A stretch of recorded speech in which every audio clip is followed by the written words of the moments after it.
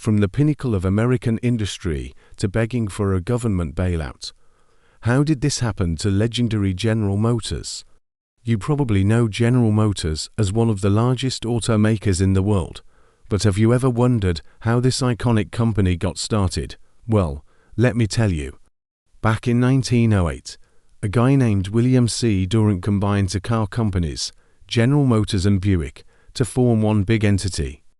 And just 16 years later, they controlled 50% of all car sales in the United States. GM became a symbol of American industrial power and innovation. They were making some of the most reliable and affordable cars in the world, and their factories were turning out nearly one vehicle every minute. It seemed like nothing could stop them from becoming bigger and better. But what happened next is even crazier. Stay tuned, because we're gonna take you behind the scenes to find out how complacency and arrogance caused this giant to fall. So make sure you stick around till the end, when we reveal how they fell from the top of the mountain to rock bottom. And it's all coming up next. It all started with complacency. You see, throughout the 1920s and 30s, GM kept growing and raking in the dough. But here's the thing, they stopped innovating and started focusing more on profits than people. And guess what? People noticed. Suddenly, they weren't the coolest kids on the block anymore. Meanwhile, Japanese automakers like Toyota and Honda were stepping up their game and churning out reliable and fuel-efficient cars that people actually wanted to buy. GM, on the other hand, was still stuck in the past with their gas-guzzling behemoths. They thought that slapping a new coat of paint on an old car and calling it a day was enough to keep customers coming back for more. But let us tell you, people have high standards these days, and they are not afraid to spend their hard-earned cash on something that is worth it. Over time, GM's reputation took a nosedive, and it wasn't easy to shake off that image of being the old, out-of-touch automaker. But let us rewind a bit to the 1970s, when the oil crisis hit and people realized that gas wasn't gonna be cheap or plentiful forever. Americans suddenly wanted smaller, more fuel-efficient cars, but GM was slow to catch on. On the other hand, Japanese automakers like Toyota, Honda, and Nissan capitalized on this trend and started selling like hotcakes. Meanwhile, GM kept pumping out those big gas-guzzling SUVs and trucks, and people started to lose faith in them. And to make matters worse, it took decades for GM to turn things around and start making cars that people actually wanted. But by then, the damage was already done, and the Japanese automakers had taken the lead.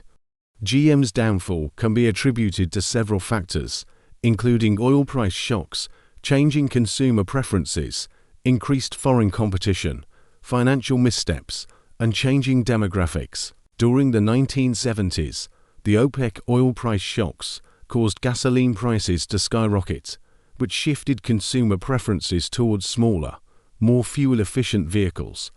However, GM's large, heavy American-made cars were less appealing during this time.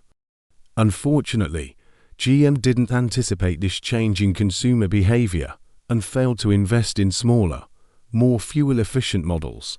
At the same time, foreign automakers like Japanese brands entered the US market and offered consumers high-quality, fuel-efficient vehicles at competitive prices. For example, Honda's introduction of the Civic in 1972 was a game-changer, and it shook up the industry.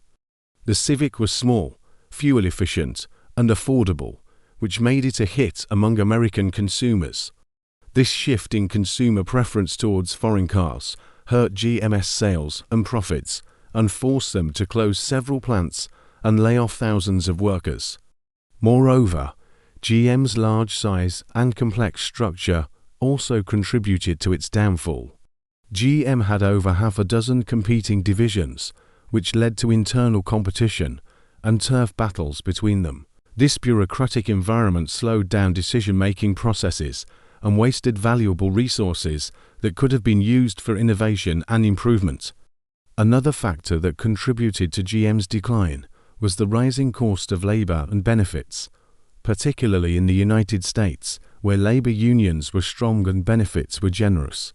GM's heavy union obligations and pension plans, including pensions and healthcare costs for retirees and their dependents, became a significant burden on the company's finances. By the 1990s, GM's labor costs were out of control, and they were paying more in benefits than any other automaker. This put GM at a disadvantage when competing against foreign automakers who had lower labor costs and were able to produce smaller, more fuel-efficient cars. And let's not forget about GM's missed opportunities. They ignored the growing trend towards hybrid and electric cars until it was too late. Meanwhile, companies like Toyota, Nissan, and Tesla took the lead in this new market. All these factors combined to create a perfect storm that led to GM's decline. Their failure to adapt to changing consumer preferences and trends, coupled with their complacency, bureaucracy, and financial missteps caused them to lose their market share and fall behind their competitors. But wait, there's more. GM's downfall continued with the 2008 financial crisis, which crushed auto sales and left the company drowning in debt. Facing bankruptcy, GM turned to the US government for a bailout and filed for Chapter 11 bankruptcy in 2009. This was a humiliating moment for the company and for America, as it marked the end of an era for the once mighty automaker. As part of the bankruptcy proceedings, GM closed several brands, including Pontiac, Saturn, Hummer, and Saab, and thousands of dealers, and laid off thousands of employees.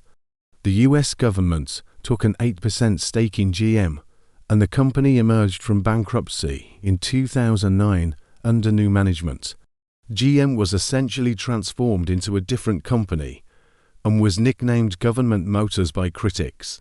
But GM managed to survive, and it has since restructured itself and is now focused on its core brands Chevrolet, Buick, Cadillac, and GMC. Additionally, GM is investing heavily in electric vehicles and autonomous driving technology and is working to regain its position as a leader in the automotive industry. However, despite these efforts, GM has never regained its dominance in the US market that it enjoyed in the 1950s, and it remains to be seen whether it can ever reclaim that title. So here are some of the lessons we learned from this corporate downfall.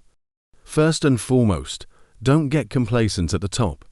Just because you've been successful in the past doesn't mean you'll be successful in the future.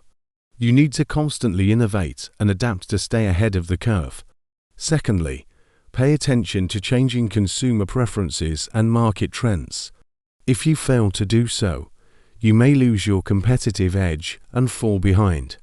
Thirdly, streamline your operations and eliminate bureaucracy. This will help you make decisions faster and allocate your resources more efficiently. Finally, focus on innovation.